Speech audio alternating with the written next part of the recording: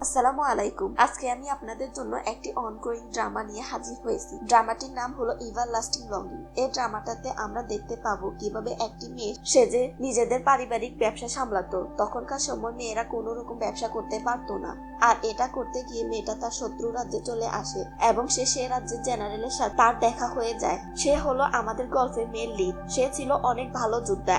মেয়েটি সে জেনারেলের হাতে পড়ে যায়। জেনারেল তাকে হোস্টেস বানিয়ে বেশিয়ন রাজ্যে নিয়ে যায়। এরপর সে বুঝতে পারে আসলে সে যাকে ধরে এনেছে সে একটা মেয়ে। তারপর জেনারেল মেয়েটার প্রতিভা দেখে তার প্রেমে পড়ে যায়। তো চলুন দেখে আসি এই সুন্দর চাইনিজ ড্রামাটা। ড্রামার শুরুতে আমাদেরকে 3টি রাজ্য দেখানো হয়। এগুলো হলো শিসাং, বেশুয়ান, ইয়ান্নান। এই 3টা রাজ্য সবসময় যুদ্ধে লেগে থাকতো। এর মধ্যে আবার বেশুয়ান রাজ্যে আলাদা 5টি গোত্র ছিল। এরা সবসময় নিজেদের মধ্যে দ্বন্দ্বে লেগে থাকতো, তাই এদের 5টি গোত্রের একজন লিডারের প্রয়োজন ছিল। বেশুয়ান রাজ্যের যে 5টি গোত্র ছিল তাদের মধ্যে শুয়ান গোত্র অন্যতম। শুয়ান গোত্রের যে লিডার ছিল তাকে কিছু আততায়ী মেরে ফেলে। তাদের ছেলে শুয়ান লি এখন লিডার, কিন্তু শুয়ান লি ইনভেস্টিগেট করে জানতে পেরেছে তার বাবাকে যে উইপন দিয়ে মারা হয়েছে তা ইয়ান্নান রাজ্যের জুন পরিবারের একজন ছেলে জুন ফেইফান তৈরি করেছে। মনে মনে শুয়ানলি তাকে খুঁজতেছে। এরপর আমাদেরকে ইয়ান্নান রাজ্য দেখানো হয়। ইয়ান্নান রাজ্য অনেক বেশি উন্নত ছিল। এই রাজ্যের মানুষ খুব একটা যুদ্ধে জড়াতো না। তারা ব্যবসা ও শিল্পে অনেক বেশি ভালো। এখানে আমাদেরকে জুন পরিবারের বড় মেয়েকে দেখানো হয়। জুন ছিল সে সব সময় ছেলেদের রূপে থাকতো। যখন সে ছেলে রূপে থাকে তখন তার নাম জুন ফেইফান। আর জুন পরিবারের লিডারের 3টি মেয়ে ছিল, তাই জুন ছিল মেয়ে হয়ে তার বাবার ব্যবসা পরিচালনা করত। ছেলে হিসাবে সেজে থাকায় তাই সবাই তাকে ছেলে হিসাবে জানতো। জুন সিলোরা 3 বোন ছিল। জুন সিলোর মেজো বোন এমব্রয়ডারিতে অনেক ভালো ছিল, ছোট বোন ছিল অনেক বুদ্ধিমান। এরপর জুন ছিল তার বাবার সাথে কথা বলতেছিল ব্যবসার জন্য কিছু পণ্য তাদেরকে ইয়ান্নান রাজ্য থেকে শিসাং রাজ্যে নিয়ে যেতে হবে, কিন্তু তাদেরকে বেশুয়ান রাজ্যের বর্ডার পার হতে হবে, যেটা অনেক বেশি ভয়ঙ্কর। তার বাবা তাকে যেতে নিষেধ করে, কিন্তু জুন চিলো বলে আমার সাথে তো শাও জিমিন যাচ্ছে, এটা হচ্ছে শাও জিমিন। তাছাড়াও আমি কয়েকবার এই রাস্তা পার করেছি, তাই কোনো সমস্যা নেই। তাছাড়া ব্ল্যাক আয়রন খুঁজতে হবে, এর পথ দিয়ে যাওয়ার সময় আমি সেটা শাও জিমিনের সাথে জুন চিলো নিয়ে ঠিক হয়ে আসে। এরপর তারা শিসাং রাজ্যের উদ্দেশ্যে রওনা হয়ে পড়ে বেশুয়ান রাজ্যের পথ ধরে, কিন্তু হঠাৎ করে তাদের ঘোড়াগুলো প্লেগ রোগে আক্রান্ত হয়ে মারা যায়। তখন তারা দেখতে পায় অন্য পথ দিয়ে কিছু ব্যবসায়ী যাচ্ছে তার পণ্য সামগ্রী নিয়ে। জুন ছিল তখন বলে ওদের সাথে আমাদেরকে যোগ দিতে হবে, ওদের সাথে যে কোনো ভাবে একটা বিজনেস ডিল করতে হবে, কিন্তু সাউথ চিমিন এটা করতে নিষেধ করে। ওরা হচ্ছে বেশুয়ান রাজ্যের, তাই এদের সাথে ডিল করাটা খুব একটা সুবিধাজনক হবে না। কিন্তু জুন ছিল এসব লোকেদের টিপের সাথে গিয়ে কথা বলে এবং টিপকে তাদের অবস্থা খুলে বলে যে তাদের ঘোড়াগুলো হঠাৎ করে রোগে আক্রান্ত হয়ে মারা যায়। তখন চিপ তাদেরকে বলে আমরা তোমাদেরকে ঘোড়া দিব, কিন্তু এর বিনিময়ে তোমরা আমাদেরকে কি দিবে? তখন জুন চিলো বলে আমরা ইয়ান্নান থেকে এসেছি, তাছাড়া ইয়ান্নানের সবচেয়ে বিখ্যাত এমব্রয়ডারি হলো কেশি, তাই আমি আপনাকে সেটা দিতে চাই। আর কেশি কাপড়ের বদলে তাদের মাঝে একটা ডিল হয়। তারা একসাথে শিসাং রাজ্যের উদ্দেশ্যে রওনা হয়, কিন্তু পথের মধ্যে কিছু ডাকাত তাদের উপর হামলা করে। ডাকাতরা এখান থেকে মূল্যবান জিনিসপত্র নিতে এসেছিল। তো শুরু হয়ে যায় দুই পক্ষের মধ্যে ফাইট। সাউথ জিমিন ছিল যুদ্ধবিদ্যায় অনেক পারদর্শী, কিন্তু জুন ছিল একজন মেয়ে। সে যতটুকু পারা যায় ততটুকুই যুদ্ধ করতেছিল। যখন জুন পড়তে যাবে তখন সাউথ জিমিন এসে তাকে বাঁচিয়ে নেয়। ঠিক তখনই দেখা যায় অন্য একটি দল এসে তাদেরকে ঘিরে ধরে। এটা ছিল বেশুয়ান রাজ্যের শুয়ান পরিবারের একটা দল। এদের যে লিডার হলো বেশুয়ান রাজ্যের প্রধান general Xuan sector leader Xuan লি। জুন ছিল খেয়াল করেন যে আগের লোকগুলো থেকে এদেরকে কিছুটা ভিন্ন ধরনের। তার মনে হয় এরা তাদেরকে বাঁচাতে এসেছে। অন্যদিকে এখানে শুয়ান লিকে দেখে অন্য ব্যবসায়ীরা অনেক ভয় পেয়ে যায়।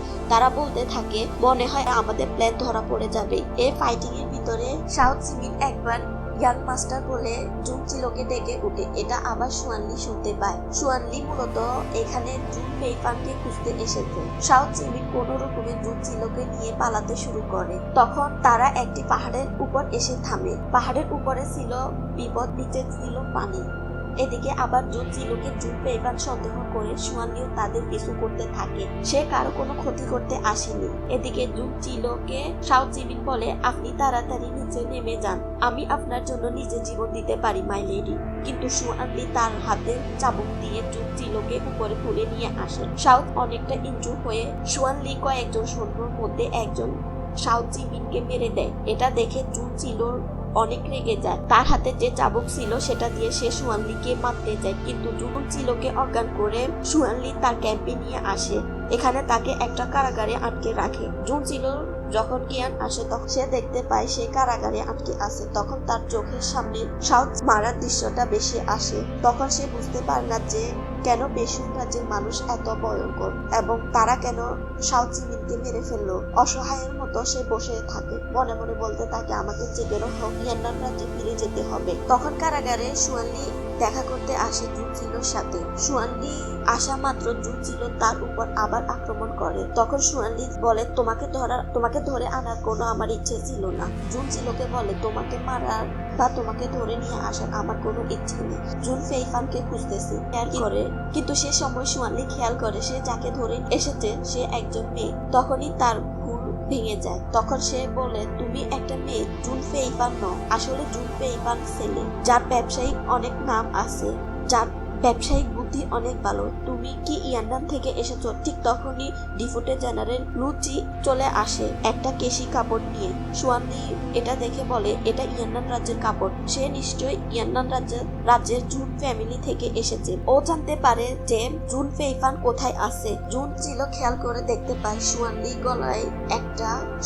গলায় একটা ট্যাটু করা। তখন সে বুঝতে পারে এটা সুয়ানলি এবং পরবর্তী উলফ লিডার। জুন চিলো বলে, আপনি যাকে খুঁজছেন সে আমি ইয়ান্নান রাজ্য থেকে আসিনি, আমি একজন ব্যবসায়ী, কিন্তু আমি শিশাং রাজ্যে যাচ্ছিলাম। হঠাৎ করে আমাদের প্রোডাক্টগুলো ফ্রেগ রোগে আক্রান্ত হয়ে মারা যায়, তাই আমরা পেশন রাজ্যের কিছু লোকেদের সাথে ডিল করি। আপনি যাকে খুঁজছেন মনে হয় সে এই পথ দিয়ে যাচ্ছিল, এবং তাছাড়া ওইসব লোকেরা এই মালামাল খুব সাবধানে নিয়ে যাচ্ছিল। আমার মনে হয় আপনি যাকে খুঁজছেন সে ওইখানে ছিল। আমি দেখেছিলাম তারা তাদের ক্যারাভ্যান খুব সাবধানে নিয়ে যাচ্ছিল।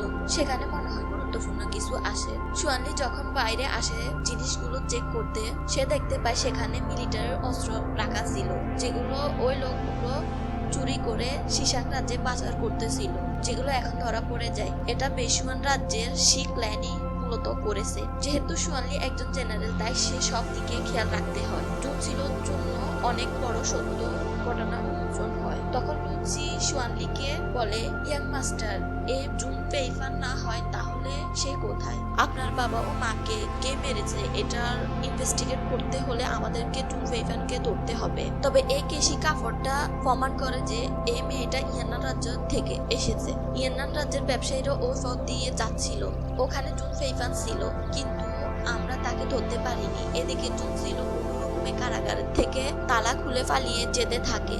সুয়ানলি তার সৈন্য নিয়ে জুন চিলোকে খুঁজতে বের হয়, কিন্তু কোথাও তাকে দেখতে পায় না। জুন চিলো যখন নদী সুয়ানলি এসে তার দিকে একটা তীর ছুড়ে এবং তাকে ধরে ফেলে। লুচি বলে, তোমার এত সাহস, তুমি এখান থেকে পালাচ্ছিলে, তাহলে তোমাকে এখানে মেরে ফেলি। তখন জুন চিলো বলে উঠে, আপনারা যাকে খুঁজছেন তাকে আমি চিনি এবং সে কোথায় আছে আমি বলতে পারি। তাছাড়া আপনারা তাকে কেন খুঁজছেন সেটা আমি জানি না, কিন্তু সে কোথায় আছে আমি তা জানি। সুয়ানলি বলে, ঠিক আছে, তোমাকে তো আমার প্রয়োজন। এটা বলে জুন চিলোকে নিজের ঘোড়ায় টেনে বসায়।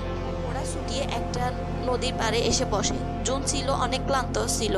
তখন জুন চিলো সুয়ানলিকে জিজ্ঞেস করে, আসলে আপনি কি চান বলুন তো? সুয়ানলি তখন বলে, তুমি আগে এটা বলো জুন পেইফান কোথায় আছে।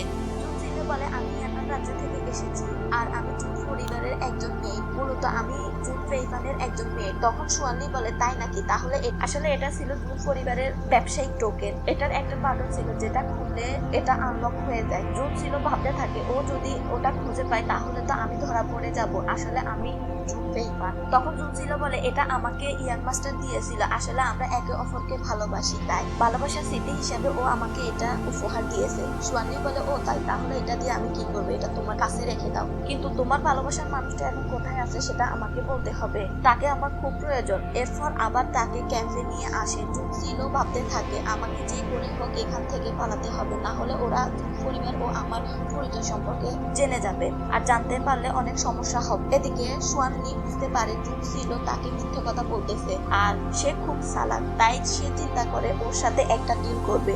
সুয়ানলি জুনসিলোকে বলে তুমি জুন ফেইফানের মেট, কিন্তু আমি যদি তোমার ইয়াং মাস্টার হতাম তাহলে তোমাকে আমার উপদেশটা বানিয়ে নিতাম, কারণ তুমি অনেক চালাক এবং জ্ঞানী। এখন বলো যে জুন ফেইফান এখন আমি বলবো সে কোথায় আছে, কিন্তু এর আগে আপনাকে বলতে আপনার তাকে খুব প্রয়োজন, আপনি কি তাকে মেরে ফেলবেন? তখন সুয়ানলি বলে আমি তাকে কেন মারবো, আমি তাকে মারবো না, আমার তার কাছ থেকে অনেক কিছু জানার প্রয়োজন, একটি বিশেষ কারণে আমি তাকে খুঁজছি, তার কাছ থেকে কিছু টিপস নিতে চাই। তাছাড়া আমি বেশিরভাগ ওই ইয়ানার রাজ্যের মধ্যে ব্যবসায়িক সম্পর্ক স্থাপন করতে চাই। ওই দিন আমি তোমাদের কোনো ক্ষতি করতে চাই, ওখানে ডাকাতরা আক্রমণ করছিল, তাদেরকে প্রতিহত করার জন্য আমি গিয়েছিলাম আর জুন ফেইফানকে খুঁজতেছিলাম। সে যাই হোক, তুমি এখন বলো তোমার প্রেমিক কোথায় আছে?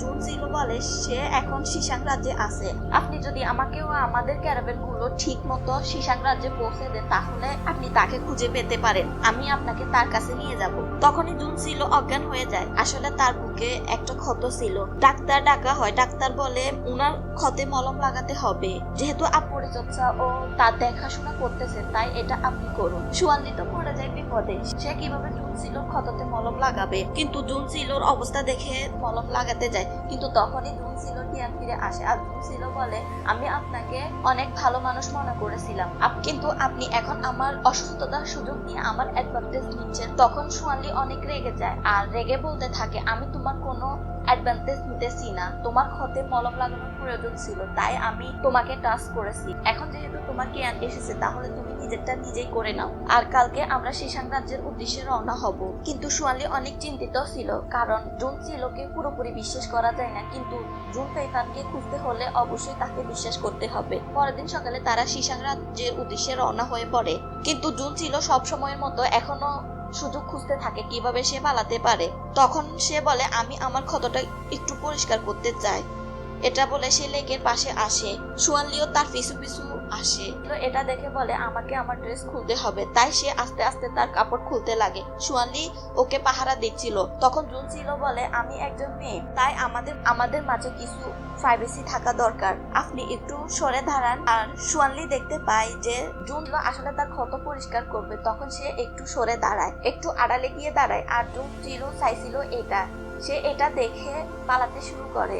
কিছুক্ষণ পরে সুয়ানলি পিছনে তাকিয়ে দেখে জুনসিলো নেই, তখন সেও দৌড়াতে থাকে এবং দৌড়াতে দৌড়াতে এক পর্যায়ে জুনসিলোকে খুঁজে পায়। জুনসিলো দৌড়াতে দৌড়াতে জঙ্গল পেরিয়ে মরুভূমিতে চলে আসে আর তার পিছনে সুয়ানলি ছুটতে থাকে। যেহেতু বেশুয়ান রাজ্য ছিল অনেক মরুভূমি, তাই জুনসিলো মরুভূমিতে এসে পড়ে এবং সে খেয়াল করে দেখতে পায় সে দৌড়াতে দৌড়াতে একটা চোরাবালির সামনে এসে পড়েছে। তখনই সে একটা বুদ্ধি খাটায়, সে কোনো রকমে চোরাবালিটা পার হয়ে দাঁড়িয়ে থাকে, আর সুয়ানলি যখন আসে তখন সে চোরাবালিতে আটকে যায়। আর জুনসিলো চাইছিল এইটা, সুয়ানলি চোরাবালিতে আটকে যায় আর সে পালিয়ে যেতে পারে, কিন্তু সুয়ানলি যেহেতু একজন জেনারেল সে এসব বিষয়ে অনেক পারদর্শী। সুয়ানলি যখনই চোরাবালিতে আটকে যায় তখনই সে তার হাতে চাবুক জুনসিলোকে টেনে ধরে এবং বলে আমি যদি এখানে মারা যাই তাহলে একা কেন মরবো, তোমাকে সাথে নিয়ে মরবো। জুনসিলো অনেক চেষ্টা করে নিজেকে ছাড়ানোর, কিন্তু পারে না, আর জুনসিলোকে সাপোর্ট হিসাবে পেয়ে চোরাবালি থেকে বের হয়ে আসে। এদিকে সুয়ানলির সৈন্য তাদেরকে খুঁজতেছিল। লুচি বলে জেনারেল মনে হয় ওই ডেড মরুভূমিতে চলে গেছে। আসলে সুয়ানলিরা যে মরুভূমিতে এসেছে সেটাকে ডেড মরুভূমি বলে। এখানে একের পর এক বিপদ লেগেই থাকে। কিছুক্ষণের ভিতরে একটা বালির ঝড় চলে আসে, এটার ভিতরে জুনসিলো ও সুয়ানলি আটকা পড়ে। কিছুক্ষণ পরে জুনসিলোর জ্ঞান আসে, সে তখন দেখতে পায় যে দূরে জেনারেল অজ্ঞান হয়ে পড়ে আছে। তখন সে সেখানে তার কাছে যায় এবং গিয়ে দেখতে পায় যে সে অজ্ঞান। তখন সে জেনারেলের কাছ থেকে একটা ছুরি নিয়ে জেনারেলকে আঘাত করতে যায়। জুনসিলো যখনই জেনারেলকে মারতে যাবে তখন জেনারেল ছুরিটা ধরে ফেলে এবং বলে তুমি কি এভাবে অসহায় মানুষদের সুযোগ নাও এবং তাদেরকে মেরে ফেলো? আমি একটু ক্লান্ত বোধ করছিলাম তাই শুয়ে আছি, তোমাকে বালির জ্বর থেকে বাঁচাতে গিয়ে আমার এই অবস্থা। লুচি জেনারেল খুঁজতে খুঁজতে সে মরুভূমিতে চলে আসে, কিন্তু তারা তাদেরকে খুঁজে পায় না, কারণ এরা অনেক দূর চলে এসেছিল। সুয়ানলি জুনসিলোকে বেঁধে নেয়। জুনসিলো পালানোর অনেক চেষ্টা করতে থাকে, কিন্তু জুনসিলো অনেকবার পালানোর চেষ্টা করে কিন্তু কোনো রকমে পালাতে পারে না। তখন জেনারেল বলে তুমি যত চেষ্টা করো পালানোর কিন্তু পালাতে পারবে না। সে টানতে টানতে জুনচিলোকে নিয়ে যাচ্ছিল। জুনচিলো হঠাৎ করে বসে পড়ে এবং সেখানে একটা হাড় দেখতে পায়, সেটা সে নিজের কাছে লুকিয়ে রাখে, জেনারেলকে পরে মারতে পারে। তখনই জুনচিলোর পাশে একটা সাপ দেখে সুয়ানলি সেটাকে মারতে দেয়। জুনচিলো তখনই তার পায়ে আঘাত করে সে হাড়টা দিয়ে। এটা দেখে সুয়ানলি পুরো অবাক হয়ে যায়, যাকে বাঁচাতে চেয়েছি সে উল্টা আমাকে আঘাত করতেছে। জুনচিলো তখন ওকে ওখানে ফেলে দৌড়াতে শুরু করে, কারণ তখন জেনারেল আর উঠতে পারতেছিল না। জুনচিলো পালাতে পালাতে সন্ধ্যা হয়ে যায়। তখন সে কিছু গাছপালা দেখতে পায়। সে মনে করে সামনে পানি আছে, কিন্তু তার পা আর চলে না, সে সেখানে অজ্ঞান হয়ে পড়ে যায়। এদিকে বেশুয়ানের রাজা যখন জানতে পারে জেনারেল নিখোঁজ, তখন সে তার অন্য জেনারেলকে বলে তাকে গিয়ে খুঁজে নিয়ে আসতে এবং তাকে খুঁজে বের করতে। তখনই সেখানে রাজার বোন প্রিন্স চিয়াংকক সে বলে আমি জেনারেলকে খুঁজতে যাব। রাজা তাকে যেতে নিষেধ করে, কিন্তু প্রিন্সেস কারো কথা শুনে না। এরপর আমাদেরকে শি সেক্ট দেখানো হয়। এটা হলো শি লিডার ও তার ছেলে শিমু। শিমু মূলত তার বাবার কথায় উঠে আর বসে। এরা সুয়ানলিকে মারতে চায়। শি লিডার চায় সে নিজে উলফ লর্ড হতে, কিন্তু তার উলফ লর্ড হওয়ার পথে বাধা হচ্ছে সুয়ানলি। তাই সে সুয়ানলিকে মারতে চায় এবং নিজে উলফ লিডার হতে চায়। জুনচিলো যখন জ্ঞান ফিরে আসে তখন সে দেখতে পায় জেনারেল বসে আছে। জেনারেল তখন তাকে বলে যখন থেকে আমাদের দেখা হয়েছে তুমি একের পর এক আমাকে আঘাত করতেছো, কিন্তু আমি কখনো তোমাকে আঘাত করিনি। প্রত্যেকবার তোমাকে বাঁচিয়েছি, কিন্তু কেন তুমি প্রত্যেকবার আমাকে এরকম আঘাত করছো? তুমি তো বলেছিলে আমাকে জুন ফ্লেভারকে খুঁজে দিবে। এটা বলে জুনচিলোকে পানি খেতে দেয়। পরের দিন সকালে জুনচিলো দেখতে জেনারেল পড়ে আছে। তখন সে জেনারেলের মাথায় হাত দিয়ে চেক করে দেখতে তার খুব জ্বর এসেছে। তখন তার একটু খারাপ লাগে। তখন জুনচিলো মরুভূমি থেকে একটা ক্যাকটাস গাছ খুঁজে নিয়ে আসে এবং সুয়ানলির পায়ে। এদিকে রাজা হি যাও নামে একজন জেনারেলকে সুয়ানলিকে খুঁজতে বলেছিল। এদিকে জুনচিলো ও সুয়ানলি হাঁটতে হাঁটতে কিছু গাছপালা দেখতে পায়। মরুভূমির শেষ প্রান্তরে এসে পড়েছিল, কিন্তু তখনই সুয়ানলি দেখতে পায় কিছু মরুভূমির হায়না তাদের উপর অ্যাটাক করে দেয়। এটা দেখে সুয়ানলি জুনচিলোকে বলে তুমি এখান থেকে চলে যাও, আমাদের মধ্যে যে কোনো একজন বেঁচে থাকলে এটাই বেশি। কিন্তু এবার জুনচিলো সুয়ানলিকে একা রেখে যায় না, দুজনে একসাথে হায়নাগুলোর আক্রমণ প্রতিহত করতেছিল। জুনচিলো তখন গাছের একটা ঢালা দিয়ে তীর ধনুক তৈরি করে। হায়নাগুলো যখনই সুয়ানলির উপর আক্রমণ করবে তখন সে সুয়ানলিকে বাঁচিয়ে নেয় এবং এটা দিয়ে হায়নাদেরকে প্রতিহত করতেছিল। কিন্তু কিছুক্ষণ পরে জুনচিলো অজ্ঞান হয়ে পড়ে। তখনই অন্য জেনারেল তাদেরকে খুঁজে পায়, তাদের কাছে চলে আসে। সুয়ানলি জুনচিলোকে ধনুক বানাতে দেখে অবাক হয়ে যায় এবং বলতে থাকে আমি যাকে খুঁজছি এ কি সে? সুয়ানলি ও জুনচিলোকে দেখানো হয় তারা শহরে এসে পৌঁছেছে। তখন সেখানে হিজিয়াও জুনচিলোর জন্য কাপড় নিয়ে আসে আর বলেন জেনারেল এই ছেলেটা এখানে কেন থাকবে, আমি তাকে অন্য রুমে নিয়ে যাই। আসলে হিজিয়া জানতো না যে জুনচিলো একজন মেয়ে। সুয়ানলি বলে ও অনেকটা আহত, তাই সে এখানে ক্লান্ত হয়ে ঘুমিয়ে পড়েছে, সে এখানে থাক, সমস্যা নেই।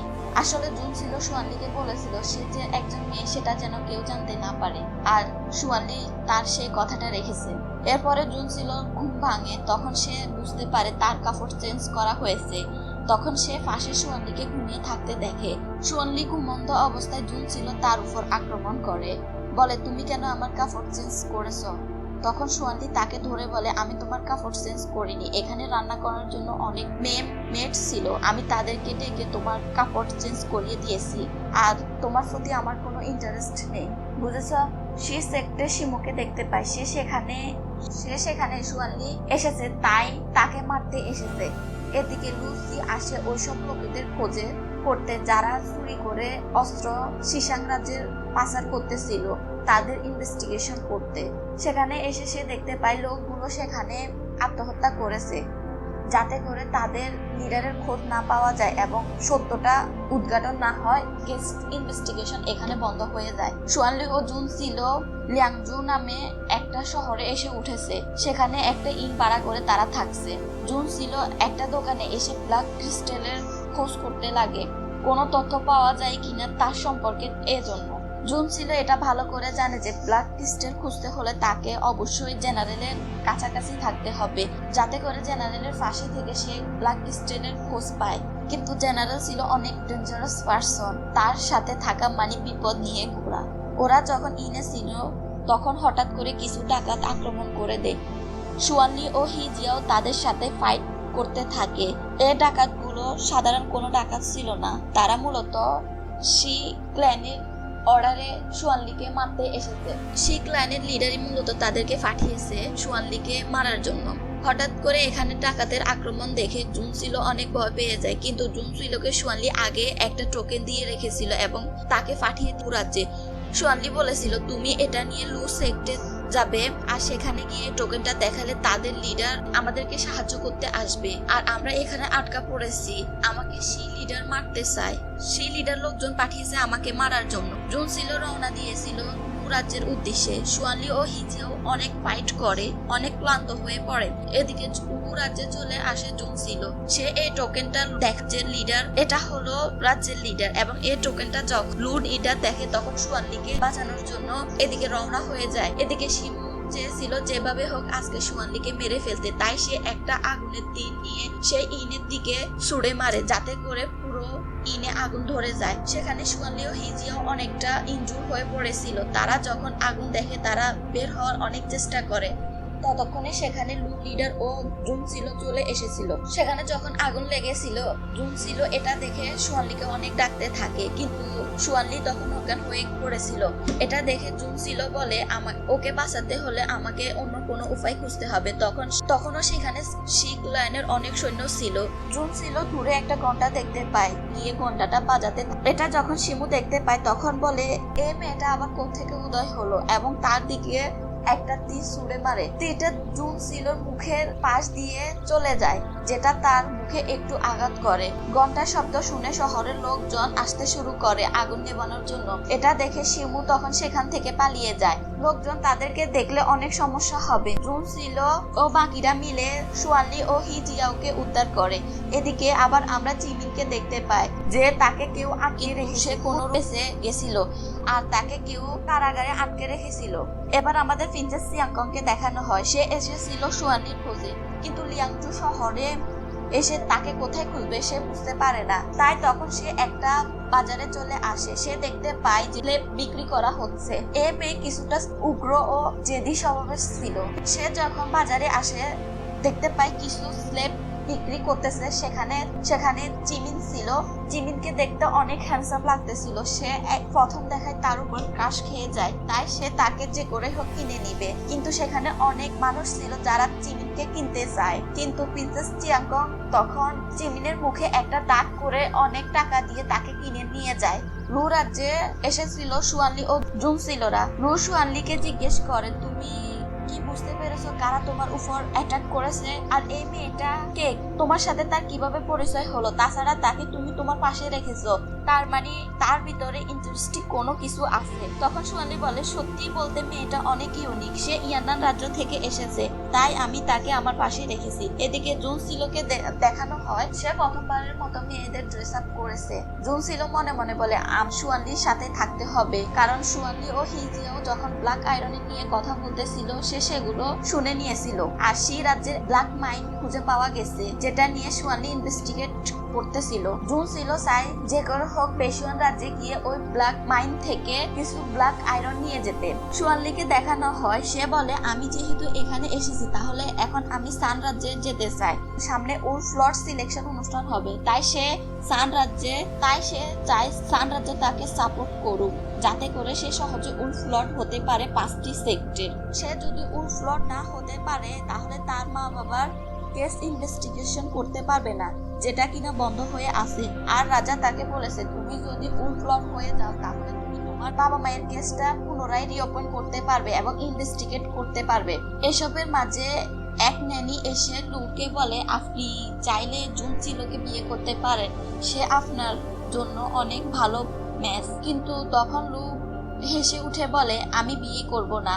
মূলত লু একটা মেয়েকে অনেক ভালোবাসতো। সুয়ানলি বলে তুমি তো তাকে ফেলে না, তাই বলে তুমি কি আর বিয়ে করবে না? তখন লু বলে তাকে আমি আমার স্ত্রী মনে করতাম, তাই তাকে ছাড়া অন্য কাউকে আমি বিয়ে করতে পারবো না, আমার পক্ষে সম্ভব না। তখন আমাদেরকে কিছু ফ্ল্যাশব্যাক দেখানো হয় যেখানে তাদের ভালোবাসার কিছু মুহূর্ত দেখানো হয়, আর কিন্তু তাদের খুব বাজেভাবে তাদের প্রেমের সমাধি ঘটে। এরপর লু বলে আমিও তোমাদের সাথে সান রাজ্যে যাব, সেখানে লিডারকে ইমপ্রেস করার চেষ্টা করব যাতে করে সে তোমাকে সাপোর্ট করে।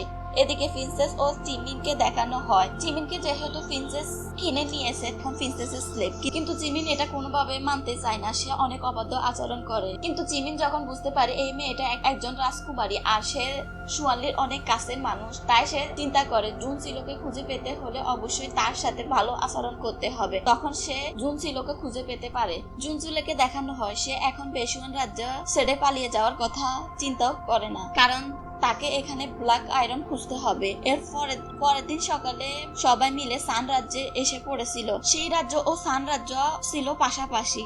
এটা হলো সান রাজ্যের রাজকন্যা জাওমিন। এটা হলো শিমু, যে সবসময় জাওমিনকে ইমপ্রেস করার চেষ্টা করতে থাকে, কিন্তু জাওমিন তাকে পাত্তা দেয় না। সান লিডার অনেক ভালো ছিল, কিন্তু সেই লিডার তাকে সবসময় তার হাতের মুঠোয় রাখতে চায়। এদিকে জাওমিনের সাথে খুব দ্রুত বন্ধুত্ব হয়ে যায় জুনসিলোর। এটা সুয়ানলি অনেক এনজয় করতেছিল। সুয়ানলি মনে মনে অনেক প্ল্যান করেছিল। তখন সে জাওমিনকে বলে, তুমি যাকে ছেলে মনে করছিল সে আসলে একজন মেয়ে। জুনসিলো আসলে ইয়ান্নান রাজ্য থেকে এসেছে। সে অনেক ভালো এমব্রয়ডারি করতে পারে, তুমি কিন্তু তার কাছ থেকে শিখতে পারো। এদিকে জাওমিন একা যখন প্র্যাকটিস করতেছিল তখন সেখানে শিমু আসে তার কাছে একটা গিফট নিয়ে। ইমপ্রেস করার চেষ্টা করতেছিল। জাওমিন যদি ইমপ্রেস হয়ে যায় তাহলে হয়তো জাওমিনের বাবা তাদেরকে সাপোর্ট করবে। যত সাপোর্ট পাবে শিমুর বাবার উফলর্ড হওয়ার সম্ভাবনা থাকবে। বেশুয়ান রাজ্যে 5টি আলাদা গোত্র ছিল: সুয়ান গোত্র, সান গোত্র, শি গোত্র, লু গোত্র, সু গোত্র। 5টি গোত্রের মূলত একজন লিডার হবে যে হলো উলফ লিডার, আর সবাই চায় সুয়ানলি হোক উলফ লর্ড। শুধু সেই লিডার চায় না যে সুয়ানলি উলফ লর্ড হোক। এরপর জাওমিনের সাথে শিমুকে ফাইট করতে দেখানো হয়। জাওমিন বলে যে আমাকে ফাইটে হারাতে পারে না তাকে কখনো বিয়ে করা যায় না। এটা বলে শিমুকে রিজেক্ট করে দেয়। এরপর জিমিনকে দেখানো হয় সে এখন পালাতে চায়, কিন্তু তাকে পালাতে হলে সেখানে যত গার্ড আছে সকল গার্ডকে মেরে ফেলতে হবে। তাই সে সবাইকে মেরে ফেলে, কিন্তু সে ধরা পড়ে যায় প্রিন্সেসের হাতে। প্রিন্সেস ছিল একটু সাইকো প্রকৃতির। তখন সে জিমিনকে বলে, তুমি কি আমাকে ছেড়ে পালাতে চাইছো? ঠিক আছে, তাহলে আমিও তোমার সাথে পালাবো, কিন্তু এই গার্ডদেরকে যে মেরেছো মানুষ দেখলে মনে করবে তুমি মেরেছো। তাই আমরা বরং এই ইনটা ফুরিয়ে দিই, যাতে করে কোনো সমস্যাই হবে না। এটা বলে প্রিন্সেস ইনটাতে আগুন ধরিয়ে দেয়। এর জাওমিন ও সুয়ানলিকে দেখানো হয়। সুয়ানলি জাওমিনকে বলে, আমাদের এই রাজ্যে ব্যবসা প্রতিষ্ঠানের অবস্থা খুব খারাপ। এমব্রয়ডারিতে আমরা ভালো করতে পারি। তুমি যদি একটু জুনসিলোকে রিকোয়েস্ট করো তাহলে সে হয়তো তোমাকে এমব্রয়ডারি শিখাবে। তখন জাওমিন সোজা জুনসিলোর কাছে চলে আসে আর বলে, তুমি ইয়ান্নান রাজ্য থেকে এসেছো, তোমার এমব্রয়ডারি অনেক ভালো। তাই তুমি যদি এমব্রয়ডারি আমাদেরকে শিখাও আমাদের ও ইয়ান্নান রাজ্যের মধ্যে একটা ডিল করতে পারি। এটা শুনে জুনসিলো চলে আসে সুয়ানলির কাছে, এসে বলে, তুমি তাকে এই কথাগুলো বলেছো তাই না? আর আমার কাছ থেকে সেলাই শিখতে এতে করে আপনিও অনেক লাভ হবেন তাই না? ইয়ানরান রাজ্য ও লিয়াংজু শহরের ভিতরে একটা ট্রেন্ডিং চুক্তি হবে, এতে করে 2 রাজ্যের লাভবান হবে, কিন্তু আপনি সবচেয়ে বেশি লাভবান হবেন, কারণ আপনার উপর সানবাও অনেক খুশি হয়ে যাবে এবং আপনাকে উলফ লর্ড হতে সাহায্য করবে। তখন সুয়ানলি বলে, তুমি অনেক জিনিয়াস, তোমার কাছ থেকে কোনো কিছু লুকানো যায় না। তুমি যখন সবটা বুঝতে পেরেছো প্লিজ তুমি রাজি হয়ে যাও। আমি তোমাকে কথা দিচ্ছি কোনো রকম ঝামেলা হবে না, এতে তোমাদেরও অনেক লাভ হবে। কিন্তু তুমি এখন থেকে মেয়েদের ড্রেস আপ করবে, যেহেতু তুমি মেয়েদেরকে এমব্রয়ডারি শিখাবে। এরপর 3 জনে ওয়েট করতে থাকে জুনসিলোর জন্য। জুনসিলো মেয়েদের মতো পোশাক বাইরে আসে। এর সাথে জুনসিলোকে অনেক সুন্দর লাগতেছিল, তাকে দেখে সবাই অবাক হয়ে যায়। সুয়ানলি তো জুনসিলোর দিকে এক দৃষ্টিতে তাকিয়ে থাকে, সে যেন নতুন করে জুনসিলোর উপর ক্রাশ খেয়েছে। এরপর তারা একটি এমব্রয়ডারি শপ খুলে, কিন্তু তখন সেখানে রাজ্যের কিছু মানুষ এসে ভাঙচুর করতে থাকে। তারা বলে, আমরা খাবারের জন্য টাকা পাচ্ছি না, আর তোমরা কিনা টাকা ব্যয় করছো এই দোকানের পিছনে, আমাদের টাকা দেন আর খাবার দেন। জাওমিন তাদেরকে বোঝানোর চেষ্টা করে, কিন্তু কোনো রকমই বোঝাতে পারে না। তখন জুনসিলো সবাইকে বলে, আমার কথা শুনুন, যদি আমরা একটা ব্যবসা করি এবং ব্যবসার দ্বার খুলে দিই এতে আমরা অনেক লাভবান হব আর আমাদের টাকা থাকবে, কিন্তু খাবার কিনে খেলে টাকা শেষ হয়ে যাবে। তার থেকে ভালো না একটা ব্যবসা করে নিজেদের টাকায় লাভবান হওয়া? তখন সুয়ানলিও তাদেরকে বলে, আমি আশা করছি এটাতে অনেক ভালো ফলাফল আসবে আর আপনারা একটু ধৈর্য ধরুন। এরপর কিছু ব্যবসায়ীদের ডাকা হয় জুনসিলো কেমন এমব্রয়ডারি করতে পারে সেটা দেখানোর জন্য। এর লোকদের জুনসিলো কিছু সময়ের মধ্যে একটা এমব্রয়ডারি করে দেখায়। এটা দেখে সবাই বলে এটা তো সাধারণ এমব্রয়ডারি, এতে বিশেষ কোনো কিছু নেই। এটা বলে ওরা চলে যেতে চায়। তখন জুনসিলো বলে আপনারা তো এটার আসল কাজটাই দেখেননি। এটা বলে সবাইকে বলে আপনারা শুধু এমব্রয়ডারির সামনের অংশ দেখেছেন কিন্তু পিছনের অংশ দেখেননি, তাই পিছনের অংশটা একটু দেখুন। তখন সবাই দেখতে পায় যে এমব্রয়ডারির পিছনে অনেক সুন্দর একটা ময়ূরের ডিজাইন করা হয়েছে। এটার সামনের অংশে ছিল একটা বাঘের এমব্রয়ডারি করা, কিন্তু পিছনের অংশে জুনসিলো অনেক সুন্দর করে ময়ূরের প্রতিচ্ছবি তৈরি করেছিল। এটা দেখে সবাই অবাক হয়ে যায়, এই এমব্রয়ডারি তো অনেক ইউনিক, এটা তো দুইভাবে ইউজ করা যায়। তখন তারা জুনসিলোর সাথে বিজনেস ডিল করতে রাজি হয়ে যায়। এরপর কিছু শ্রমিক নিয়োগ দেওয়া হয় যারা কাজ করতে শুরু করে। তবে জুনসিলো যে শুধু সেলাই কাজে পারদর্শী তা কিন্তু না, সে টেক্সটাইল ও অনেক পারদর্শী। কোনো মেশিন নষ্ট হয়ে গেলে সে তা ঠিক করে দেয়। সোয়ানলি তখন জুনসিলোকে বলে তুমি আসলে একটা এক্সট্রাঅর্ডিনারি মানুষ। আমি যদি তোমার জুন ফেইফান হতাম না, তোমাকে আমার অ্যাডভাইজার বানিয়ে ফেলতাম এবং নিজের কাছে রেখে দিতাম। কিন্তু তখন দেখা যায় যে শ্রমিকগুলো এখানে কাজ করতেছিল, তারা হঠাৎ করে অসুস্থ হয়ে পড়ে। তারা খুব বাজেভাবে অসুস্থ হয়েছিল। 3 দিনের ভিতরে কাপড় চোপড়গুলো সাপ্লাই দিতে হবে। এখন তারা সবাই অসুস্থ। আর এই কাজটা করেছিল মূলত সি লিডার। তখন সে ডাক্তার আসে এবং সে সুতাগুলো পরীক্ষা করে বলে এখানে বিভিন্ন মৃত পশু পাখির রক্ত লেগেছিল, যার কারণে তারা অসুস্থ হয়ে পড়েছে। তো আপনারা যখন সুতা সিলেক্ট করেছেন তখন ভালোভাবে চেক করে সিলেক্ট করা উচিত ছিল, কিন্তু জুনসিলোরা তো অনেক ভালো করে সুতা চেক করে সিলেক্ট করেছিল। তখন সেখানে পরিবেশটা অনেক খারাপ হয়ে যায়। এটা দেখে সানবাও বলে যেখানে মানুষ অসুস্থ হয়ে পড়ে এরকম শপের প্রয়োজন নেই, কিন্তু জাওমিন বলে আমরা সমস্ত কাপড় সুতা চেক করে এসেছি, এগুলোতে মৃত প্রাণীর কোনো রক্ত লেগেছিল না। আমার মনে হয় এগুলো কেউ ইচ্ছা করে লাগিয়ে দিয়েছে, নিশ্চয়ই আমাদেরকে বাঁচানোর চেষ্টা করছে। তখন জুনসিলো বলে ঠিক আছে, যেহেতু আমি এই দায়িত্ব নিয়েছি তাই আমি এই মেয়েগুলোকে ঠিক করার দায়িত্ব নিচ্ছি এবং আমি 2 দিনের ভিতরে বিষয়টা সামাল দেওয়ার চেষ্টা করব। আপনারা আমাকে 2টা দিন সময় দেন। আর এই মেয়েগুলোকে ঠিক করতে হলে কিছু ঔষধি গাছের প্রয়োজন। তখন তারা ওষুধগুলো আনতে দোকানে যায়, কিন্তু দোকানে ওই ওষুধগুলো ছিল না। দোকানি বলে এই ওষুধগুলো কেউ নিয়ে যায়, তাই ওরা পাহাড়ে এসেছে ওই ওষুধটা নেওয়ার জন্য। পাহাড়ে এসে ওষুধি গাছটা দেখতে পায়, কিন্তু তা ছিল অল্প পরিমাণে। কিন্তু তারা এখানে আসার আগে প্ল্যান করে এসেছিল, কারণ সি লিডার কখনো তাদেরকে জিততে দিবে না। এখানে পাহাড়ের নিচ থেকে ওষুধটা আনতে হবে। তাই সোয়ানলি একটা লতা ধরে নিচে নেমে যায় ওষুধটা নেওয়ার জন্য এবং সে ওষুধটাও তুলে নেয়। কিন্তু তখনই জুনসিলো কি মনে করে লতাটা কেটে দেয়, এতে করে সোয়ানলি নিচে পড়ে যায়। জুনসিলো যখনই ওষুধটা নিতে যাবে তখনই কেউ এসে তাকে ধাক্কা দেয়, এতে করে সে নিচে পড়ে যায়। আর সে পড়েছে সোয়ানলির একদম গায়ের উপরে। সোয়ানলি বলে পড়ার জন্য একটা জায়গা পেয়েছো, আর যত আঘাত ছিল সবকিছু আমাকেই নিতে হয়েছে। যাই হোক, আমাদের প্ল্যান অনুযায়ী কাজ হচ্ছে। তাহলে আসলে তারা এখানে আসার আগে প্ল্যান করে এসেছে, তো এখন আমাদেরকে ফিরে যেতে হবে। এটা বলে তারা পাহাড়ের নিচে নামতে থাকে, কারণ তাদেরকে ফিরে যেতে হলে পাহাড়ের নিচে দিয়ে যেতে হবে। কিন্তু তারা কিভাবে নিচে নামবে? তখন তারা আবারও একটা লতার সাহায্যে নিচে নামতে থাকে।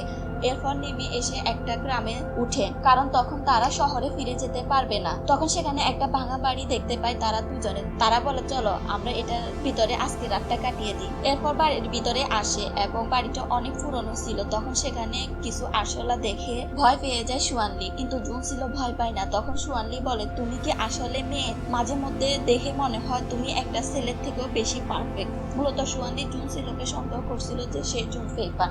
জুন ফেইফান কোনো ছেলে না। জুনসিলো এই ছেলে সেজে জুন ফেইফান হয়ে ঘুরে বেড়ায়, কিন্তু জুনসিলো তা কখনোই স্বীকার করবে না। এরপর দুজনে ঘুমোতে যায়। জুনসিলো সোয়ানলিকে একই জায়গায় ঘুমাতে বলে। এটা দেখে সোয়ানলি বলে এই মেয়েটা আবার কি বলে। এরপরের দিন সকালে তারা ফিরে আসে এবং সবাইকে বলে আমরা পাহাড়ে গিয়েছিলাম ওষুধটা খুঁজতে, কিন্তু কোনো ওষুধ খুঁজে পাইনি। মনে হচ্ছে কেউ সব ওষুধগুলো তুলে নিয়ে গেছে। তখন সেখানে সি লিডার এসে বলে তোমরা যেহেতু ওষুধটা আনতে পারোনি, তাই আমি অন্য শহর থেকে আমার বন্ধুর কাছ থেকে ওষুধটা নিয়ে এসেছি। এরপর ওষুধটা নিয়ে এসে সেই লিডার সবাইকে দেখায়। তখন সোয়ানলি হাসতে থাকে, কারণ সোয়ানলি প্ল্যান অনুযায়ী সবকিছু হচ্ছে। তখন সানবাও বলে তোমরা যেহেতু এই রোগের প্রাদুর্ভাব ঘটিয়েছো এবং ওষুধটা আনতে পারোনি, তাই তোমাদের উপর আমি অনেক রেগে আছি।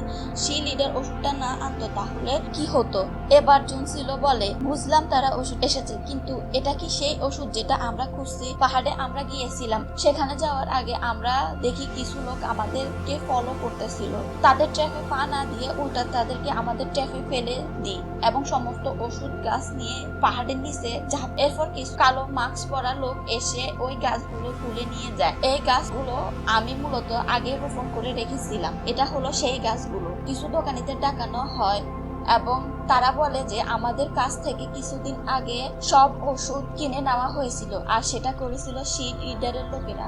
তারপর আবার কিছু লোকদের ডাকা হয় যারা মূলত ছিল সুতা, মৃত প্রাণীর রক্ত মিশিয়েছে তারা। এসব মূলত করেছে সেই লিডার। এটা দেখে এবার সানবাও ভুল ভেঙে যায়। আসলে এসব ট্রিক্স করে সেই লিডার সান ক্ল্যানকে তার হাতের মুঠে রেখেছে। সুয়ানলি এটা করেছিল ওর ফ্লটের সাপোর্ট পাওয়ার জন্য। সুয়ানলি সানবাওয়ের সাথে কথা বলতেছিল। সুয়ানলি বলে, আমার মা বাবাকে যখন মারা হয়েছিল তখন আপনি সেখানে প্রথম গিয়েছিলেন, অস্বাভাবিক দেখতে পেয়েছিলেন?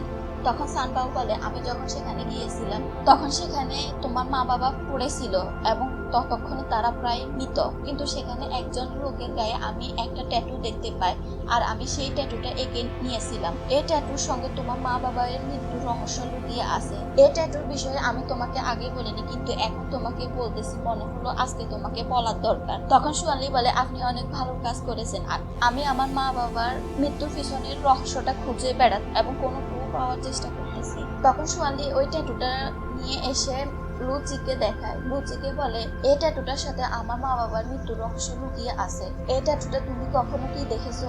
তখন লুচিও তার কাছ থেকে একটা ট্যাটু ছবি বের করে। ও বলে, আমরা যখন পেশওয়ান রাজ্যের ওসব লোকেদের ইনভেস্টিগেট করতেছিলাম, চুরি করে অস্ত্র পাচার করছিল, তাদের মধ্যে একজন আত্মহত্যা করেছিল, তার গলায় এই ট্যাটু ছিল। তারপর আমি আর কিছু করতে পারিনি, কারণ ওই সব লোকে নিজে নিজে আত্মহত্যা করেছিল। আমার মনে হয় এর পিছনে সেই লিডারের দায়ী। এরপর সুয়ানলি ট্যাটুটার চিহ্ন নিয়ে সোজা চলে আসে জুনসিল রুমে। মূলত সে জানতে চাইছিল যে এই ট্যাটুর ব্যাপারে জুনসিল কিছু জানে কিনা। তখন সে জুনসিলকে বলে, আমাকে তুমি একটা এমব্রয়ডারি করে দিতে পারবে এরকম ছবির মতো? এরপর জুনসিল দেখে বলে, এটা তো অনেক সুন্দর, ঠিক আছে আমি করে দিব। তখন সে জুনসিলকে বলে, তুমি কি কখনো এরকম ট্যাটু দেখেছো? জুনসিল বলে, এটাতে কি বিশেষ কিছু আছে নাকি যেটা আপনার মন কেড়ে নিয়েছে? তখন সুয়ানলি আর কোনো কথা বলে না। তখন জুনসিল বলে, এরকম ট্যাটু আমি দেখিনি। এটা শুনে সুয়ানলি চলে যায়। আসলে সুয়ানলি তো জুনসিলকে জুন ফেইফার ভাবতেছিল এবং তাই জিজ্ঞাসা করেছিল। তখন সে মনে মনে বলে, আমি মনে হয় একটু বেশি ভাবছি মেয়েটাকে নিয়ে। আসলে মেয়েটা হয়তো এগুলোর কিছুই জানে না, কিন্তু কেন আমার মনে হচ্ছে সে জুন ফেইফার। আর এর মাধ্যমে এই পার্টটি শেষ করছি। ভিডিওটি যদি ভালো লেগে থাকে তাহলে একটা লাইক করো, চ্যানেলটা সাবস্ক্রাইব করে পাশে থেকো। কমেন্টে জানিও পরের পার্টটি দেখতে চাও কিনা।